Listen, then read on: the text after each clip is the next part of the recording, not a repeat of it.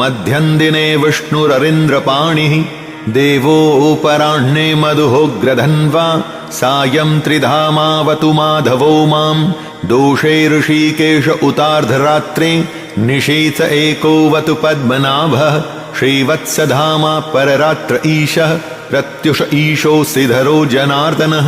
दामोदरो व्यादनुसन्ध्यं प्रभाते विश्वेश्वरो भगवान् कालमूर्तिः चक्रं युगान्तानलतिग्मनेमि भ्रमत्समन्ताद्भगवत्प्रयुक्तं दन्दग्धिदन्दग्ध्यरिसैन्यमाशु कक्षं यथा वातसखो हुताशः गदेश निस्पर्शन विस्फुलिङ्गे निष्पिण्ड्यजितप्रियासि कूष्माण्डवैनायक यक्षरक्षो भूतग्रांश्चूर्णय चूर्णयारिन् त्वं यातु धान प्रमथ प्रेतमात्रि पिशाच विप्रग्रह घोरदृष्टिन् दरिन्द्र विद्रावय कृष्णपू